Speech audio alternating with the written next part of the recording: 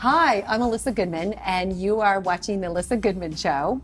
And I have a really, really special guest today. She is actually a very dear friend for 20 plus years, I think it might be, maybe longer.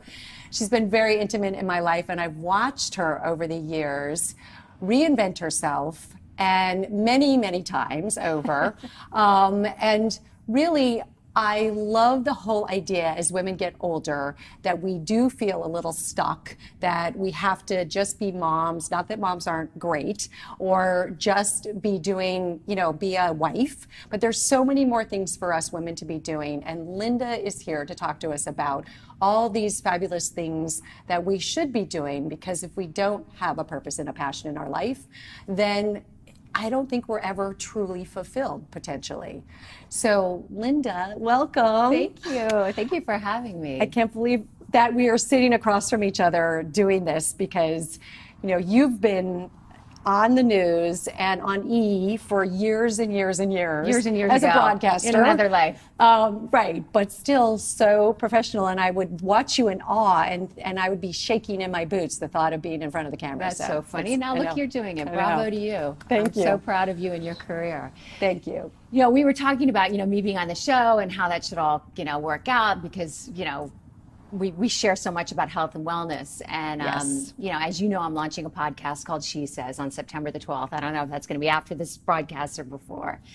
But it's We'll about... time it for it's Oh, it's perfect. I've got it in. You'll do that for me? Yeah. Okay, Yeah. good. Yeah.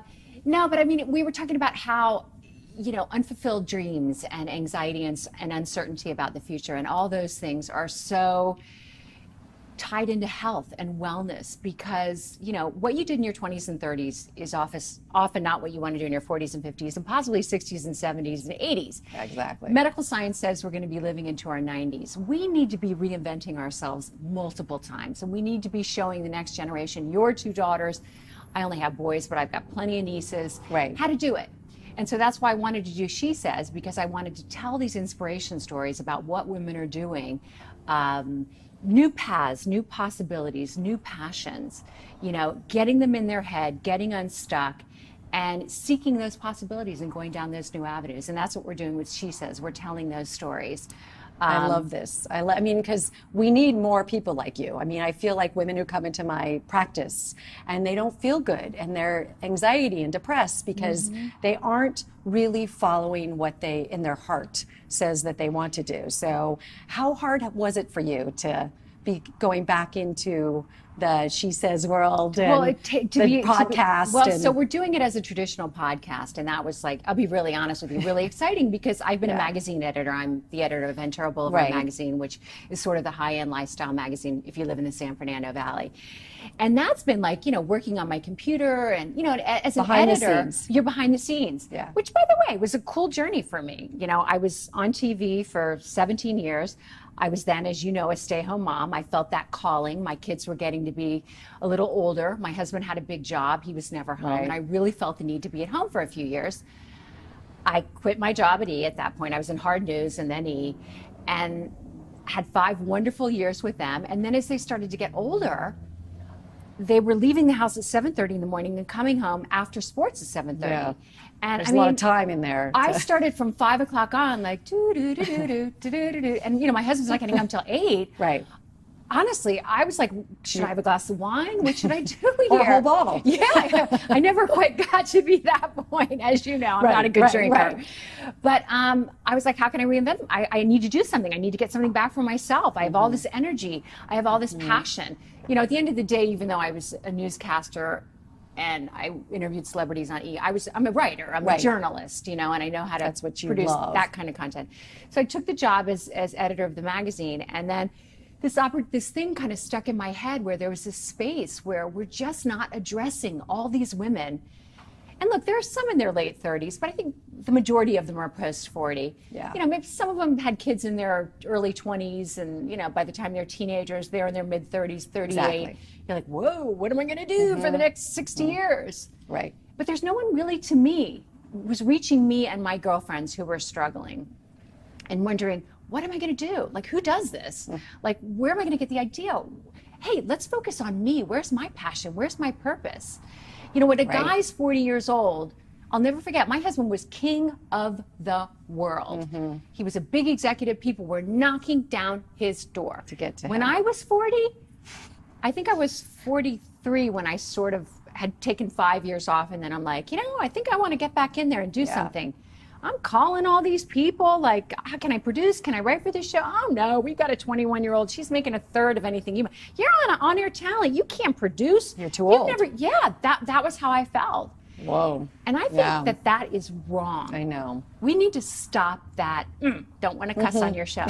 Go right ahead. No, I'm not going to do it. I agree with you. But we need to stop that. That's ridiculous. Yeah. And so with SheShez, which I do think is intrinsically tied into health and wellness. Yeah. This isn't nepotism you having me on the show. Exactly. No, it is because friend. your whole website was about, you did cooking and you have your own garden and you did wellness. Yes, that's what I had as kind of a hobby. I never monetized it. But now, and that was the SheShez URL that I bought from whatever GoDaddy. And then I'm repurposing this as a podcast for women to talk about new paths, new passion, new possibilities. The tagline is craft your next chapter, which I think is so challenging for so many women.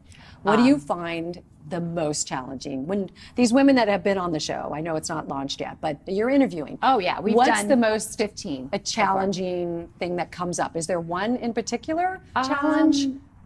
Is it that? Look, I think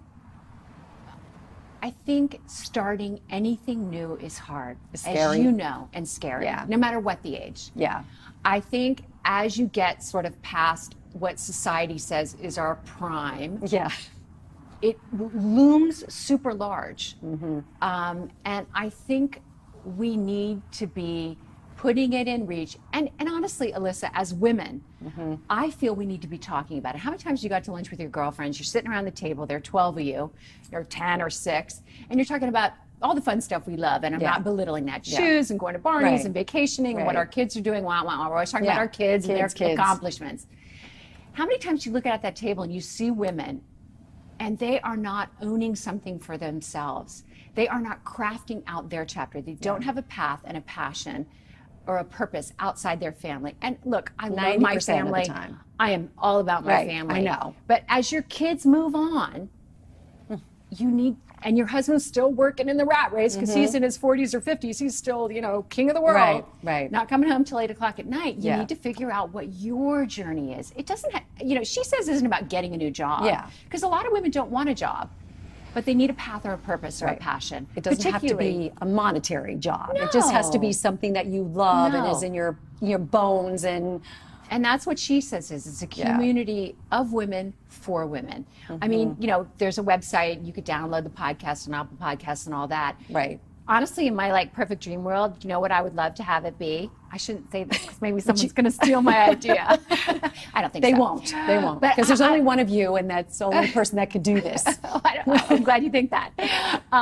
But I think that eventually, really, what I'd really want to do is, when I think about it, is have it be kind of like a LinkedIn for women. I don't want to say post 40 because maybe there's some women in their late 30s. But if you haven't worked for 20 years or 15 years, as several of my sister-in-laws have told me, who are now looking for jobs because their kids are in college, it's really scary to put your face up on LinkedIn. And you feel like kind of a loser because you haven't worked. You don't know Adobe Photoshop and Excel and all this other BS bells and whistles that we're judged by, with the millennials know and all that. I would love for SheShez to be a place where women can come and put up their beautiful image, and like-minded women who are looking for someone can go and maybe hire from that, or share or mentor, and we can help each other. I love that. So in my dream world, that's what I'd love to do. It starts with a podcast. Yeah. It starts with sharing. It starts with exchanging ideas. And I think, women with paths and passions and possibilities are healthier women. Yeah. You know that from your practice of being a nutritionist. That's what I was going to ask. Are these women that you're talking to, do a lot of them have health issues? Is that why it stops them, or is it more the fear factor? Well, look, I have such a diverse group of women. Today I'm interviewing Jess Weiner. She was a woman who grew up, she wanted to be in theater. She got a talk show host deal. She was on Oprah and wrote a book. She thought she was signed. And then that didn't work out, and she was devastated. I think that was in her mid-30s. Okay. And she reinvented herself. She's a brand builder. She did the Dove Real Beauty campaign, which features women. She sort of does socially conscious branding. Yeah. Just helped Mattel redesign the Barbie. Her journey is amazing.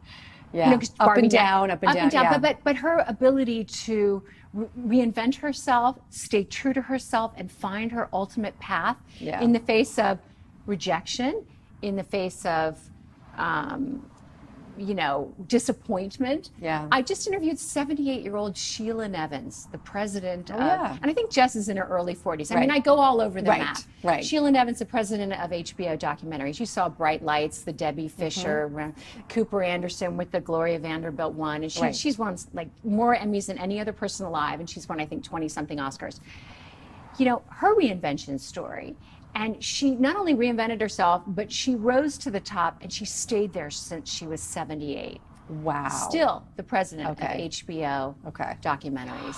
And like all the So women commendable. in between, Liz Pryor, best-selling author, Good Morning America, advice guru. Husband left her at 43, hadn't worked in 15 years. Chutzpah. Pulled it together, wrote a best-selling book. Wow. So it really is about it. I'm seeing here women supporting women, like really making women feel like they can do it. Absolutely. Like you're out there saying you can do it. You can change your life. You can absolutely reinvent yourself and have a whole other life, like you're saying, because we're living till we're a lot older these days. So yeah, sometimes I want to change the conversation about women and reinvention. I don't want to be having the same conversation in 10 years. Right. Because I want it to be a moot point. Yeah. And, for the first 10 episodes, we really concentrated on women who have reinvented themselves to BAFO results. Fabulous, great stories.